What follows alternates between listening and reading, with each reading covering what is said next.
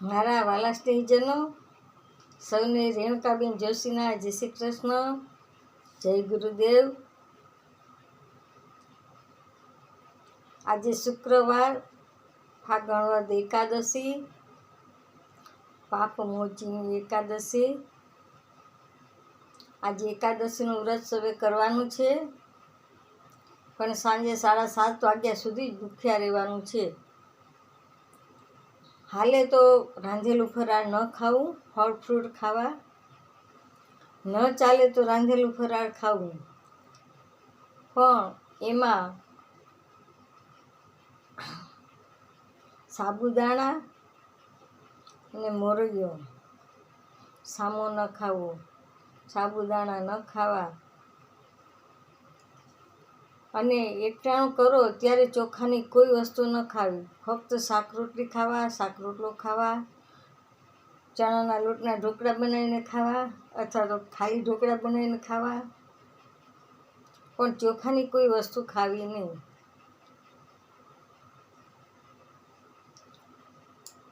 ભગવાનનું નામ લેવાય એટલું લઈ લેવું, વિષ્ણુ સહસ્ત્રનામના પાઠ કરવા, ભગવાનને એક તુલસીનું પાન ચડાવતા આવવું મૂર્તિ પર, સરસ મજાના શણગાર કરવા, નવડાવી ધોવડાવીને સરસ શણગાર કરવા,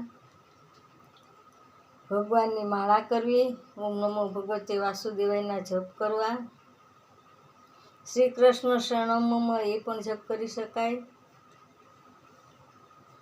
શ્રી કૃષ્ણ ગોવિંદ હરે મુરારી, હે નાથ નારાયણ વાસુદેવાય. સત્યનારાયણ ભગવાનની કથા પણ વાંચી શકાય, પણ કથા વાંચો તો એનો એક નિયમ છે કે તમારે શીરો ધરવો જ પડે. રવાના લોટનો જ શીરો કરાય છે, ફરાળી લોટનો શીરો કરાતો નથી. કથામાં ચોખ્ખું લખેલું છે કે ઘઉંનો લોટ અથવા ચોખાનો લોટ અથવા તો રાજગરાનો નથી, પણ રવાનો જ શીરો થાય છે. અને ત્રણેય વસ્તુ સરખા ભાગે લેવી, ગોળ, ઘી અથવા ખાંડ, ઘી અને રવો. આ ત્રણેય વસ્તુ એક સરખા ભાગે લેવી. 1 કપ ઘી તો 1 કપ ગોળ કા ખાંડ અને 1 કપ રવો. અને પ્રસાદમાં તુલસી ધરાવવું, સૌને પ્રસાદ આપવો, પછી પોતે પ્રસાદ લેવો. શક્ય ન હોય તો ન કરજો કથા, પણ ઘણા એમ કહેવાય રોજ કથાનો પાઠ વાંચીએ છીએ, પણ એ કથાનો પાઠ વાંચો તમારો વૃથા છે.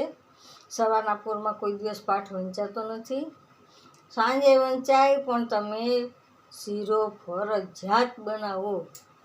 2 કેળાના પ્રસાદ પણ ફરજિયાત કરવો જ પડે, તો જ તમારી કથા વધે, નહીં કથા વધે નહીં. મારી ચેનલને લાઈક કરજો, બને એટલું વધારેમાં વધારે લોકોને સેન્ડ કરજો, લાઈક કરજો.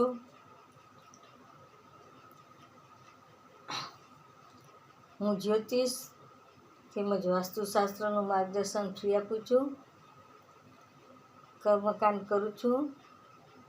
કંઈ પણ કામકાજ હોય તો માત્ર એકવાર રિંગ કરજો, પણ વારંવાર રિંગ નહીં કરતા.